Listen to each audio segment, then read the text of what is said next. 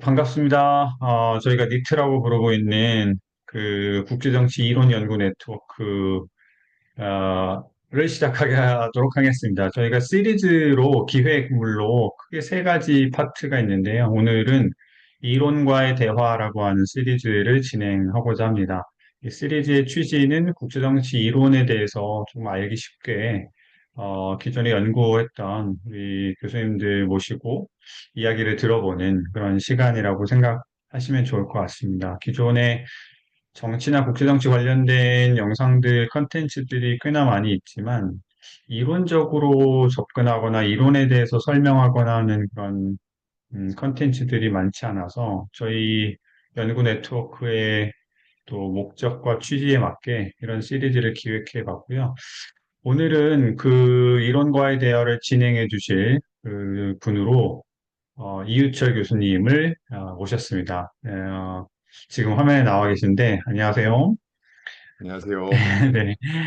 짧게만 제가 그 소개를 해드리면은, 한신대 또 경희대 서울대학교에서 학생들을 가르치셨고, 특히나 이제 영국 브리스톨 대학이죠. 브리스톨 대학에서 Struggle for Justice, Korea in the Historical Construction of International Order in East Asia라고 하는 제목으로 박사 논문을 쓰시고 학위를 받으셨습니다. 그리고 주된 관심사는 굉장히 많은데, 관심사가 많은 걸로 제가 알고 있고, 여러 가지 이슈에 대해서 굉장히 좋은 연구를 하시는 걸로 알고 있는데, 그 중에서도 영국 학파를 중심으로 많이 연구하시고, 또 이와 관련해서 국제정치 이론에 대한 전반적인 식견을 갖고 계시고, 특히나 그 중에서도 비서구성, 타의식민주의, 국제규범 관련된 연구를 이렇게 해오고 계십니다. 그래서, 저도 궁금한 거는 오늘은 어떤 이론을 저희에게 소개해 주실 예정인지요? 네. 감사합니다. 이유철입니다. 오늘은 뭐 방금 소개해 주셨다시피 제가 주로 사용하고 있는 인식틀로, 그러니까 이론적 음, 인식틀로 사용하고 있는 영국학파 이론에 대해서 좀 공유하려고 합니다. 네. 네, 좋습니다. 저희가 사실은 국제정치 이론을 학부나 뭐 대학원에서도 그렇지만 특히나 학부에서 가르칠 때 이 영국 학파에 대해서 건너뛰고 하는 경우가 상당히 많은 것 같아요. 하지만 그 국제정치학의 기원으로 거슬러 올라가 보면은 굉장히 중요한 자리를 차지하고 있는 게 또 영국 학파이고 저희에게 대안적인 혹은 새로운 관점을 제공해주는 중요한 입장을 갖고 있기 때문에 오늘 기대가 됩니다. 그러면 어, 이론에 대해서 소개해 주시면 고맙겠습니다. 네. 그러면 어, 공유를 먼저 하도록 하겠습니다. 잘 보이시나요? 네, 네, 잘 보이시는 걸로 저는 이해하도록 하겠습니다. 네, 방금 소개해 주신 것처럼 사실 영국 학파 이론은 국제정치학에서 특히 한국에서는 많이 가르치지 않는 학문으로 좀 알려져 있고요. 사실 건너뛰는 경우가 굉장히 많습니다. 하지만 제가 공부한 곳에서는, 그러니까 셰필드 대학교에서도 그랬고요. 마찬가지로 뭐 브리스톨 대학교도 물론이거니와 유럽에 있는 대학들 같은 경우에는 영국 학파 이론이 사실 한 두 번째 주에서 세 번째 주부터 나오기 시작을 하는데요. 가장 기본적인 학문 이론으로서 인식되어 있고, 더불어서 저희가 1년 동안 배우는 개론 수업에서 배우는 1년 동안의 이론들은 사실 한 2주 정도면 끝이 나버립니다.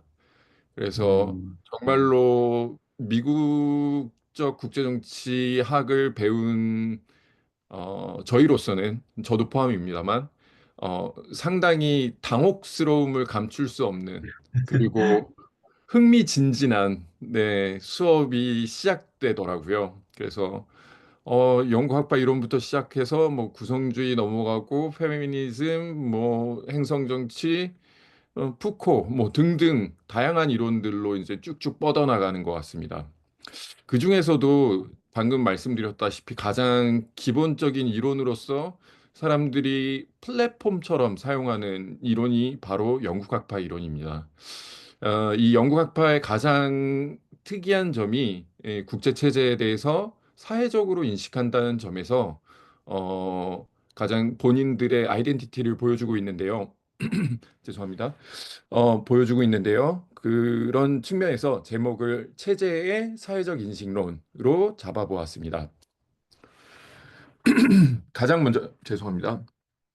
가장 먼저 살펴볼 것은 영국 학파 이론의 탄생입니다. 사실 제가 다양한 방식으로 다양한 생각으로 이 순서를 만들어 봤는데요. 제일 싫은 게 사실 영국 학파 이론의 탄생이라고 하는 것부터 시작하는 게 사실 제일 싫어하고 학생들에게도 제발 그렇게 시작하지 말아라라고 얘기를 했는데 저도 여기로 다시 돌아와 버렸습니다. 그러니까 왜 사실 다시 학생으로 돌아간다라고 생각을 해서 PPT를 다시 만들다 보니까 아무래도 왜 영국 학파라고 하는 이론이 눈여겨봐야 될 이론인가라는 고민으로 돌아갔을 때 가장 먼저 이야기를 하는 것이 결국에는 이제 행태주의 혁명과 그다음에 고전적 접근법 때문이었던 것 같아요. 그래서 그동안 제게 피드백 받은 많은 학생들에게 심심한 위로와 네, 유감의 표현을 이 자리를 빌어 네, 다시금 하겠습니다. 네. 그래서 가장 첫 번째가 그겁니다. English school but not English school. 그러니까 맨 처음에 많은 친구들이 여기에서 대문자 S를 여부를 이제 확인하게 될 텐데 많은 학생들이 잉글리시 스쿨이라고 이야기를 하면 영국 학파로 이해하기보다는 영어 학원으로 이해를 하곤 합니다. 그래서 이건 영어 학원이 아니고 잉글리시도 영어가 아니고 영국 사실 정확하게 표현하면 영국이라는 표현을 쓰면 브리티시인데 이건 정확하게 잉글리시 스쿨이다라는 의미에서 이야기를 합니다. 이 잉글리시 스쿨은 여기 글에 써 있다시피 로이 존스라고 하는 교수가 논문에서 처음 이제 좀 사용하기 시작했습니다. 그래서 많은 사람들이 그냥 영국 학파라고 이야기를 하는데 사실 영국의 국제정치학이라는 측면에서 이해하는 경우들이 굉장히 많아요. 오히려 이거는 국제정치학에서 영국 학파 그룹이 있는 거다라고 이해하시면 좋을 것 같습니다. 그렇다라고 해서 영국을 중심으로 바라보는 것도 아니에요.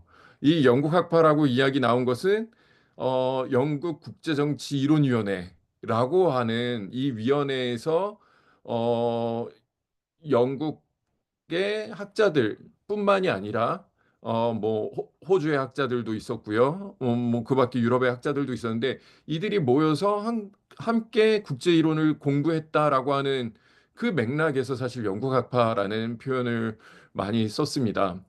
뭐 흔히 우리가 이론 도서를 보면 처음에 소개하는 것처럼 나오는 것처럼 여기 보시면 버터필드라고 하는 허버트 버터필드라고 하는 교수가 그의 친구 톰슨의 도움을 받아서 펀드도 받고 해서 만든 이론위원회고요.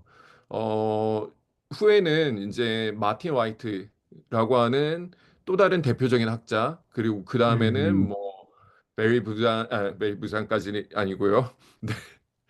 헤들리 음, 불이라고 하는 학자가 여기에 참여하면서 전성기를 구가하게 된 것입니다. 그러면 이들이 어떤 연구를 했는가를 좀 살펴보면 우리가 영국 학파가 뭔지, 영국 학파 이론이 뭔지에 대해서 조금 더 이해하기 편하실 텐데요.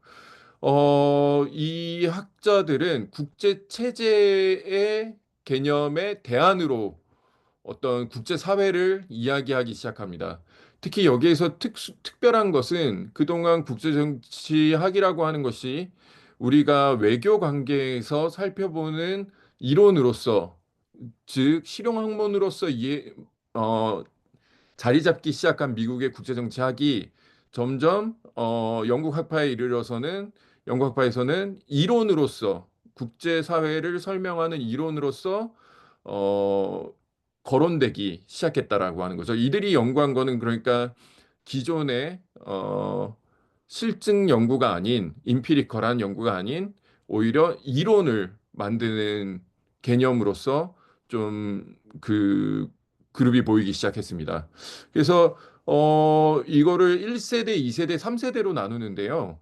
보통 1세대가 앞서 이야기한 마틴 와이트나 아니면 여기 버터필드가 될 것 같고요. 대표적인 학자가 2세대 학자들이 이제 베리 부잔이나 아니면 리차드 리틀이라고 볼 수 있을 것 같습니다.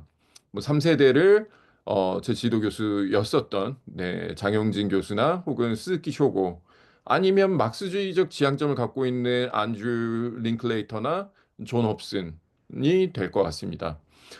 그래서 이들은 다 영국 학파지만 굉장히 스펙트럼이 넓어요.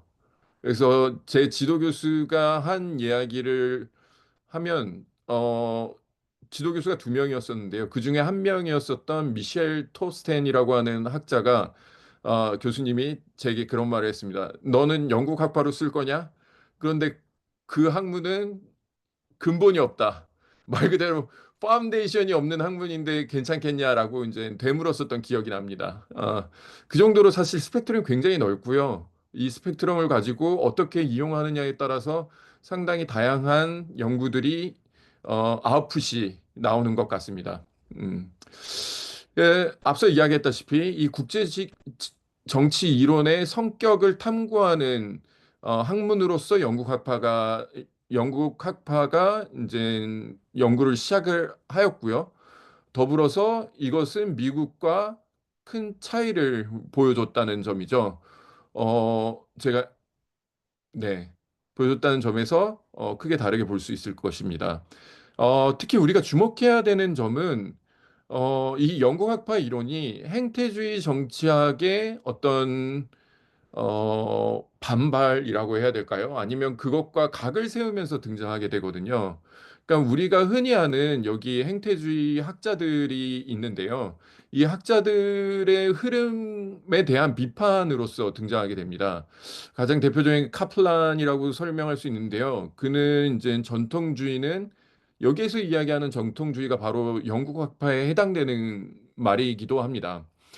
광대한 시공간적 범위에 대해 무차별적 일반화를 하며 그러한 일반화가 너무 느슨해서 어떤 사건도 합치되게 만들 수 있는 방법론에 불과하다라고 이야기를 하게 되죠.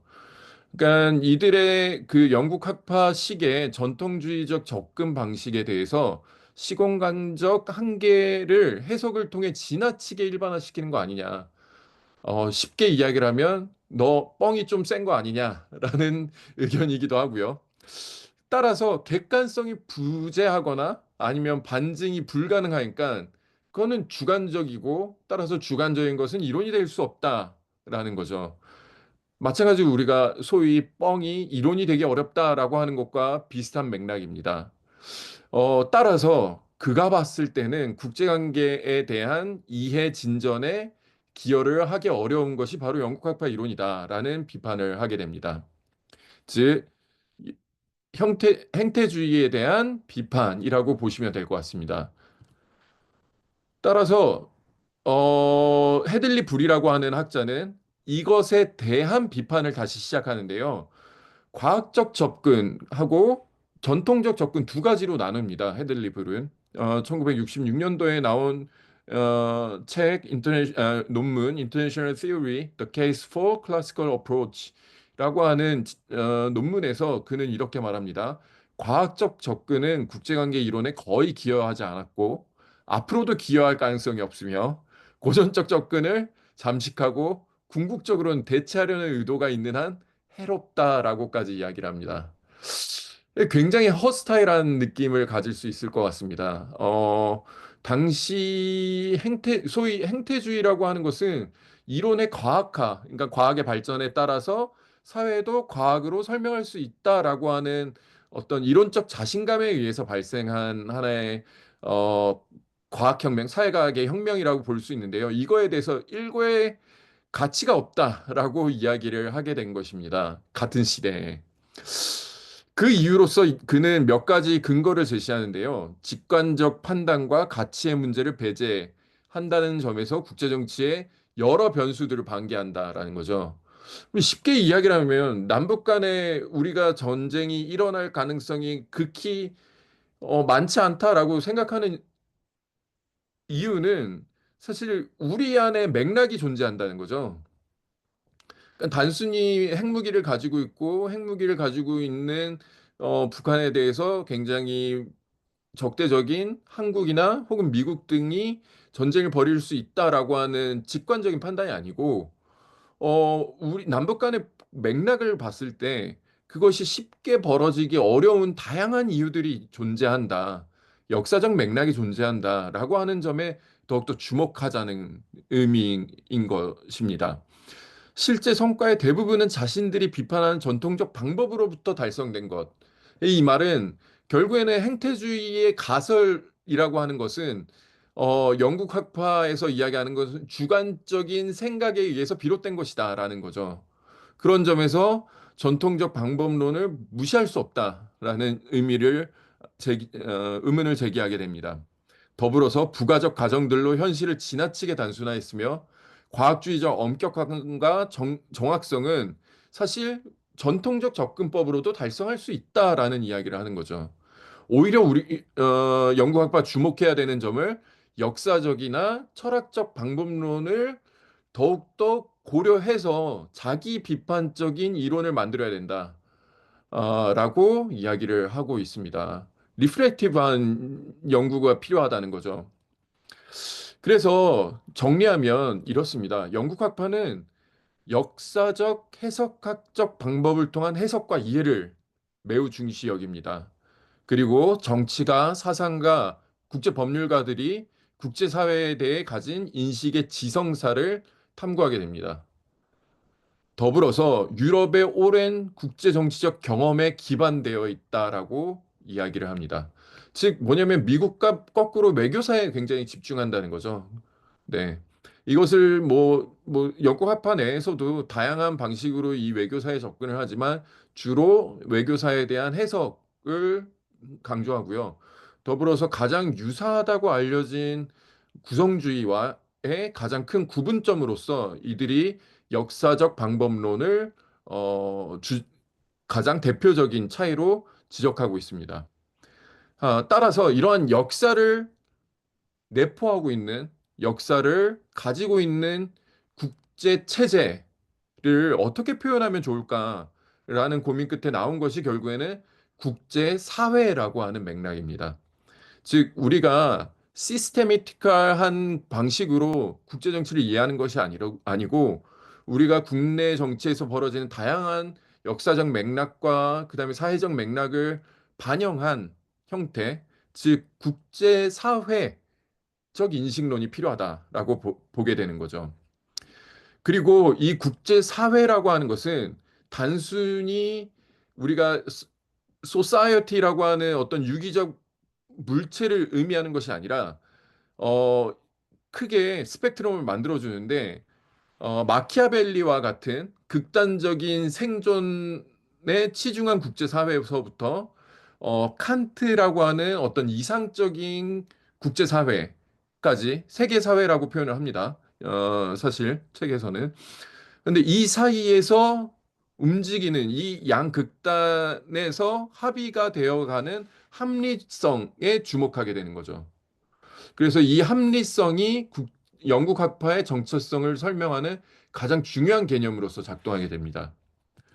그러면 우리가 이러한 영국 학파 이론의 개념들을 조금씩 맥락으로 살펴보도록 하겠습니다.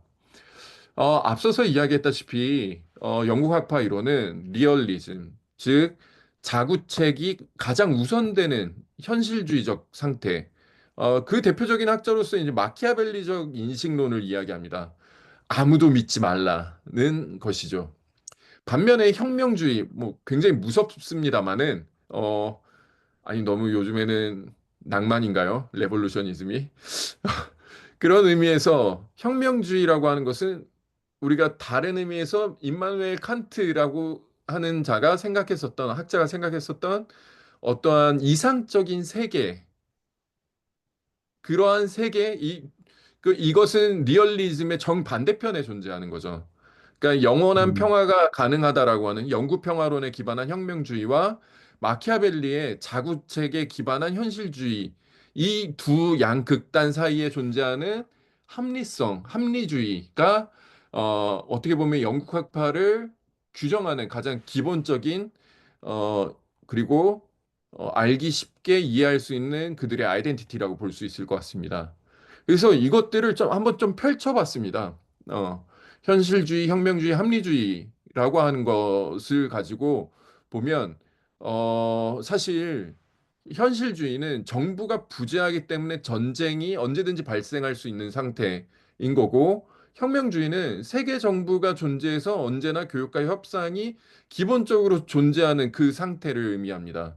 반면에 이것 양극단의 상황들 안에서 우리가 그나마 합리적 질서를 지킬 수 있다라고 바라보는 게 바로 합리주의가 됩니다. 이 합리주의라고 하는 것이 결국에는 사회적으로 구성된 연대의식에 기반한 국제법적인 질서를 의미하게 되는 것이죠. 역사학의 기납법에 의거해서 산출되어진 하나의 어, 어떤 정체성이라고 이해하시면 좋을 것 같습니다. 그래서 가장 대표적인 학자로 바라보는 것이 바로 그로티우스입니다. 후고 그로티우스라고 하는 사람은 여러분들도 이미 잘 알고 계시다시피 국제법의 아버지라고 불리는데요. 이 국제법의 아버지인 그로티우스를 중심으로 해서 합리성을 도출해내다 보니까 아무래도 규범이나 국제법이나 혹은 역사 이런 부분에 더 관심을 기울이는 것이 바로 영국학파 이론이겠습니다. 음.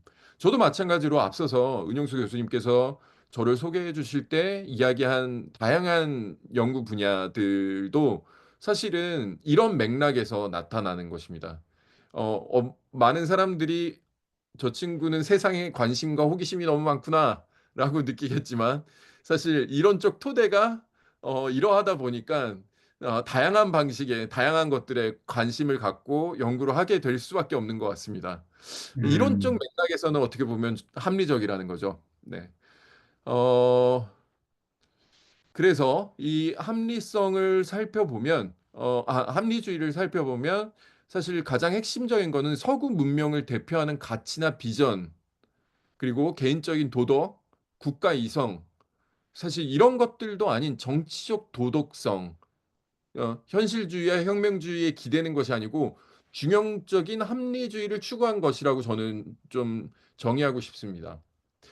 에, 사실 서구에서 중용이라고 하는 표현을 쓰지는 않겠지만 우리가 동양적으로 이해하는 가운데 중용이라고 하는 이해 방식은 어떻게 보면 조금 더 이 이론을 깊이 이해할 수 있는 혹은 발전시킬 수 있는 하나의 중요한 철학적 토대가 되지 않을까라는 생각을 해봅니다.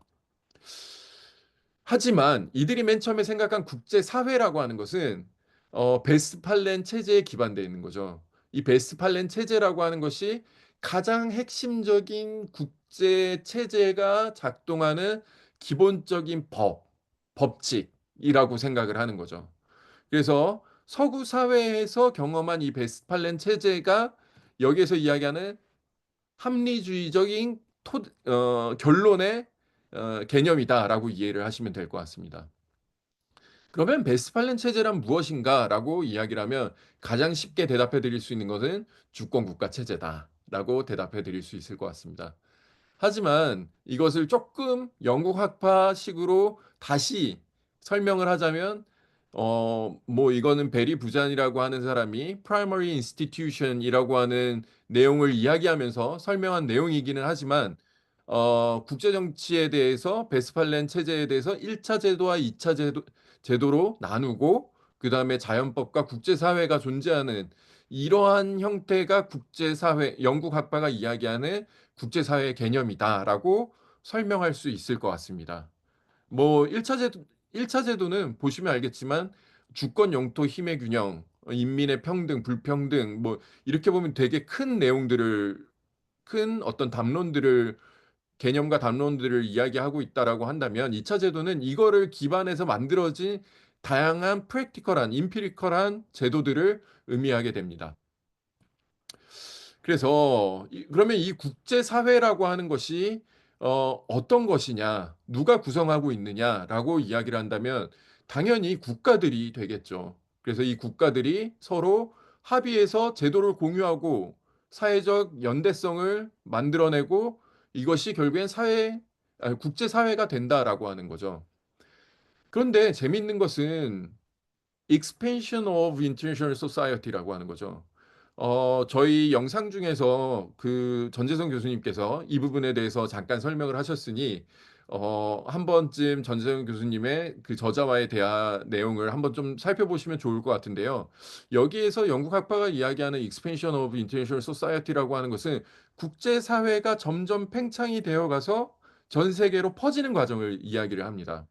근데 이 퍼지는 과정을 의미하는데 여기에서 과연 모든 국가들이 주권 국가로서 승인을 받을 수 있는가? 모든 주권 국가가 될 수 있는가? 이건 한국의 역사와도 굉장히 밀접하게 맞닿아 있는 거죠.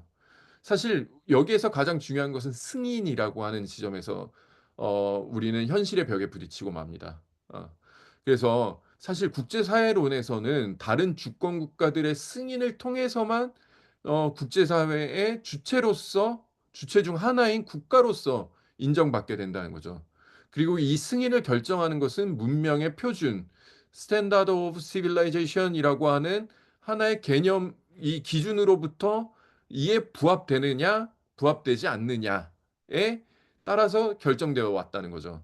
그랬을 때 당시에 대한제국이 우리나라의 역사에 있어서 대한제국이 우리가 주권 국가라고 선언했음에도 불구하고 주권 국가가 될 수 없었던 미완성의 주권 국가일 수밖에 없었던 그 배경에는 이 문명의 표준이 작동하고 있었다라고 보는 것이 바로 영국 학파의 개념입니다. 그런데 이 문명의 표준은 사실 현재에도 작동하고 있습니다. 우리가 어 예를 들어서 북한에 대해서 혹은 이란이라든지 혹은 테러 국가라고 생각하고 있는 다양한 국가들에 대해서 깡패 국가라든지 비정상 국가라는 표현을 쓰면서 그들이 주권 국가임이 국제사회에서 이미 인정되었음에도 불구하고 여기에서 인정이라고 하는 개념을 뭐와 등치시킬 거냐면 유엔의 회원국임에도 불구하고 우리는 그들의 주권의 구사를 굉장히 제한하고 있다는 거죠. 영국 학파는 이런 점에서 문명의 표준이 여전히 작동하고 있다라고 생각을 하고 있습니다. 혹은 그것들을 여전히 주류적인 생각에 기반해서 이해하고 설명하고 있다라고 보시면 될 것 같습니다. 왜냐하면 그거는 이 뒤에서 설명할 텐데요. 일종의 그 서구 중심주의 혹은 유럽 중심주의와 연결되기 때문입니다. 그 전에 이야기를 할 것은 그러면 국제 정치에서 우리가 생각하는 다양한 규범이 있고 추구해야 되는 어떤 윤리성이 존재를 하는데 그 규범과 윤리성 그것들이 과연 그대로 인정받고 있느냐라고 하는 거죠. 예를 들어서 우리가 최근에 미국의 쇠퇴를 보면서 미국의 어떤 가치, 특히 트럼프 정부가 들어오면서 상당히 미국의 어떤 미국이 그동안 지켜왔었다라고 믿는 미국의 자유주의라든지 미국적 가치들이 있는데 그 가치들이 사실 지금에 와서 트럼프 정부에 와서 그것들이 과연 이루어지고 있느냐라고 하는 질문을 갖게 되는 거죠. 즉 우리가 시크하게 말하면 내로남불인 거죠. 어. 그러니까 내가 하면 굉장히 그 가치에 부합하지만 너가 하면 아닌 게 되어 버린 거죠. 그런 의미에서 과연 우리가 생각하는 어떤 그 규범이라고 하는 것이 철저하게 그 권력에서 자유로울 수 있는가라는 지점에 고민의 지점에 다다르게 됩니다. 그것을 영국 학파에서는 tension between order and justice라는 표현을 씁니다. 그래서 한국말로는 질서와 정의의 긴장 관계라고 표현을 하는데요. 이 질서부터 먼저 설명을 하자면 굉장히 권력적인 이해 방식입니다. 즉 하지만 권력적 이해 방식이라고 한다면 정부가 있는 거거든요, 어떻게 보면. 그러니까 그가 부여한 어떤 제도에 따라서 우리가 어 그 사회의 질서에 따라서 움직인다면 매우 안정적일 것입니다. 그래서 몇 가지 원칙을 가지는데 헌정적 원칙을 가집니다. 즉 뭐냐면 주권이라고 하는 큰 구조 안에서 우리가 그 배열 원칙이 존재를 하고 그거에 따라서 우리가 움직이기 때문에 권력적이라고 하더라도 하지만 우리가 안정적으로 유지할 수 있다라고 하는 거죠.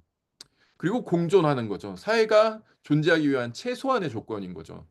우리가 살아가면서도 가장 최소한의 조건들이 있지 않습니까? 뭐 화장실에서 아무리 급하다고 누군가를 밀거나 밀치거나 해서 먼저 화장실에 안으로 들어가는 것이 굉장히 불쾌한 것처럼 공존의 원칙이라고 하는 것은 최소한 여기에서 혼란을 일으키지 않을 수 있는 최소한의 조건을 의미합니다. 더불어서 협력을 규정하는 원칙, 즉 질서라고 하는 것도 합의에 따라서 이루어진다라고 하는 거죠. 그 합의는 결국엔 너와 내가 이러한 제도를 인정하고 있다라고 하는 거죠. 그런데 가장 큰 이걸 두고 죄송합니다. 이걸 두고 우리는 다원주의적인 이해 방식이라고 이야기를 합니다. 그러니까 질서가 있고 우리가 각자의 입장이 있고 이 질서에 따라서 우리가 그것들을 따라가는 것이라고 하는 거죠. 그래서 최소한의 질서가 있는 상태를 의미하는 것이 질서라고 하는 개념의 핵심이라고 한다면 반면에 그럼에도 불구하고 인지상정이지 '화장실이 급하면 내가 양보해 줄 수 있는 거 아니야.'라고 바라보는 것이 바로 연대주의적 입장인 거죠. 규범과 국제법을 주장을 하지만 이 안에서 그들이 추구하는 가치에 좀 더 주목하게 되는 거죠. 따라서 언뜻 보기에는 이 권력적 속성을 가진 질서와 규범적 속성을 강조하는 정의 사이에는 굉장한 긴장감을 형성시키는 것을 확인할 수 있습니다. 앞서서 살펴봤듯이 문명의 표준에서도 권력적 이해 방식이 작동하고 있는 걸 느낄 수 있지 않습니까? 그런 면에서 상호 대립적이며 동시에 그 긴장이라고 하는 것은 자연스러운 것이 됩니다. 그래서 질서를 유지하고 싶어 하는 압력과 질서를 희생해서 정의를 지켜내고자 하는 압력. 이 두 가지 압력이 동시에 작동하는 것이 사실은 국제사회라는 거죠. 즉, 우리가 쉽게 생각하면 살아가면서 안보가 더 중요하냐, 아니면 우리의 자유가 더 중요하냐라는 고민하고도 마찬가지인 거죠. 예, 맞닿아 있는 거죠. 그러니까 안보가 더 중요하면 우리는 철저하게 통제된 상태에서 살아가는 게 맞을지도 모릅니다. 그러나 자유를 포기할 수 있나요, 과연? 그걸 위해서? 개인별의 생각이겠지만 그리고 그 자유라는 범위가 여러분들마다 다를 수도 있겠지만 하지만 이 안보의 통제와 자유는 궁극적으로는 상호 반비례 관계에 존재한다라고 볼 수 있다는 거죠. 그랬을 때 이것을 어떻게 동시에 유지할 수 있느냐라고 하는 거죠. 이건 다시 돌아가면 합리주의와도 연결되기도 합니다. 어 이 각각이 부딪히는 가장 큰 핵심은 결국에는 정의라고 하는 것은 기존의 질서의 배열 방식을 다시 바꾸는 규칙을 만드는 것을 의미하고 거꾸로 질서라고 하는 것은 현재 질서를 그대로 유지함으로써 안정화를 더 우선시한다는 개념이기 때문입니다. 여기에서 긴장을 발생시키는 가장 큰 이유는 국제사회가 정의를 보호하는 방식이 선별적이거나 권력적이라는 점에 있다는 거예요. 그래서 우리는 이 부분을 찾아내야 된다는 거죠. 근데 저는 개인적으로 그런 핵심적인 부분에 있어서 유럽 중심주의 혹은 서구 중심주의에서 이러한 권력성을 좀 찾고 있습니다. 사실 앞서서 이야기한 문명의 표준이라고 하는 것은 기독교 혹은 유럽 문명을 의미하는 경우들이 굉장히 많습니다. 사실 우리가 알게 모르게 요즘에 사실 가장 큰 문제가 되고 있는 사안이기도 합니다. 가장 대표적인 것이 혐중이라고 생각을 합니다. 중국에 대한 혐오인 거죠. 이 중국의 혐오에 대해서 우리가 개보학적으로 이 거슬러 올라가다 보면 결국에는 청일 전쟁이 나타날 수밖에 없는데요. 청일 전쟁을 일본은 야만과 문명의 전쟁으로 이해를 합니다. 즉 뭐냐면 청이라고 하는 그동안의 중화 체제로 대표되는 중국의 위치라고 하는 것을 야만으로 규정을 함으로써 스스로 근대성을 강조하게 되는 거죠. 일본으로 하여금. 즉 뭐냐면 여기에서도 마찬가지로 국제사회라고 하는 것은 유럽의 근대성을 대변하는 것이었어요. 일본은 아시아에서 유일하게 그 근대성을 어, 허가받은 유일한 나라가 되죠. 그것이 바로 영일 동맹의 개정으로부터 이어지게 시작되는 것으로 이해할 수 있을 것 같습니다. 어, 다시 이제 내용으로 살짝 돌아가 보면요. 여기에서 이제 저는 이제 문제 제기를 하는 거죠. 지금은 어떻게 보면 이 주권 국가 체제라고 하는 게 일반화되고 하나의 우리 가장 중요한 제도적 질서가 되었지만 대부분의 국가들이 그래서 포함되고 있지만 그 이외의 국가들이 왜 포함되지 못하는지에 대해서는 설명하고 있지 못한다는 거죠. 그리고 이러한 국제사회의 확장, 팽창에 따라서 국제사회 질서라고 하는 것이 실질적으로 부합되게 작동하고 있느냐, 즉 질서에 부합되는 거냐라고 하는 거예요. 즉 우리가 대상화됐을 때 그것이 그러한 그들의 어떤 질서라고 하는 것이 과연 우리가 가지고 있었던 그동안의 관계성과 사회적 질서에 부합하느냐는 거죠. 여기에 대해서는 여전히 의문을 제기할 수밖에 없다는 겁니다. 혹은 이들이 아까 전에 레볼루셔니즘이 추구하고 있는 세계 국제 사회, 월드 인터내셔널 소사이어티라고 하는 그 개념에 칸트의 그 이상에 과연 부합하고 있는 것이냐라고 다시금 물어볼 수밖에 없다는 거죠. 즉 정리하면 유럽의 기독교 문명과 근대 주권 체제가 세계 유일의 국제 사회였었냐 있었는가라고 다시 물을 수 있고요. 비서구 문명과 역사적 체계에서 발전한 국가 간 관계를 규정하는 체제는 국제사회라고 그러면 말할 수 없느냐? 또 그것도 아니라는 음, 거죠. 우리가 주권 국가 체제에 이미 살고 있으니까. 유럽의 음, 국제사회와 비서구의 국제사회는 상호 공존했는가? 여기에 핵심적인 제 고민이 담겨 있는 것입니다, 결국에는.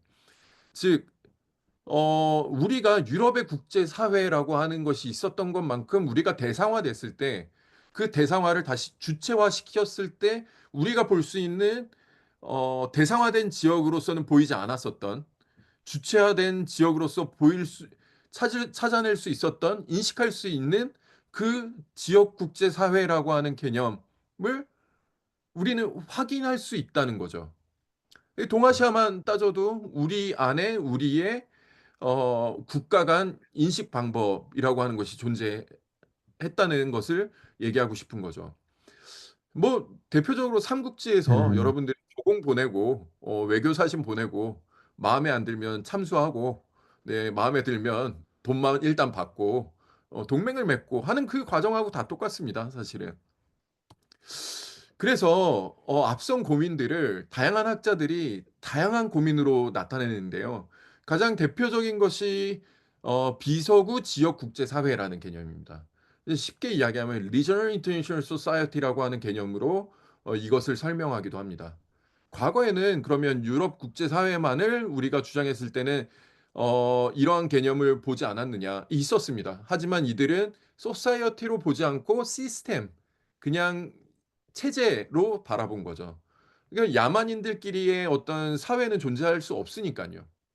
그래서 베리 부산이라든지 아니면 뭐 장영진이라든지 하는 사람들이 비서구 국제사회라고 하는 개념을 통해서 과거에 존재했었던 대상화된 동아시아가 아닌 주체화된 동아시아 지역을 만들어내기도 합니다. 또 다른 음, 한편으로는 문명 간 관계로 이해하기도 합니다. 앞서서 이야기한 링클레이터라든지 아니면 존 홉슨 이라든지 이분들은 우리가 국가의 관계로서 살펴보는 것이 아니고 문명 간의 관계로 살펴봐야 된다라고 주장하기도 합니다. 반면에 기타 다양한 대안적 정치 이론들이 있습니다. 그중에 하나가 이제 제가 주장하고 있었던 내용들이기도 한데요. 오히려 사상사적인 관점, 지성사의 관계성을 중심으로 살펴봐야 되는 거 아니냐. 그래야지만 우리가 유럽의 어떤 관심에서 유럽 중심적 이해 방식에서 벗어날 수 있는 거 아니냐라는 등등 다양한 학자들이 다양한 영국학파의 이론을 토대로 해서 그 비서구성을 발현시키거나 탈식민주의를 발현시키기 위해서 다양한 이론들을 체계화시키고 있다는 것을 알 수 있을 것 같습니다. 그래서 드디어 결론입니다. 네. 약간은 지루하셨을지도 모르는데요. 마지막으로 마무리를 짓고자 합니다. 영국 학파 이론이 얼마나 중요하냐를 설명하기보다는 우리가 왜 영국 학파 이론을 낯설어 하느냐. 저는 그 부분에 오히려 주목하고자 합니다. 그래서 이 왜 주목해야 되느냐를 우리가 살펴봤을 때 가장 그 대표적인 이유로 저는 이런 얘기를 하고 싶은데요.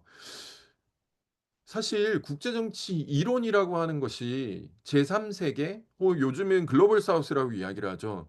패권국이 아닌 국가들에게는 사실 관심 밖의 영역이었습니다.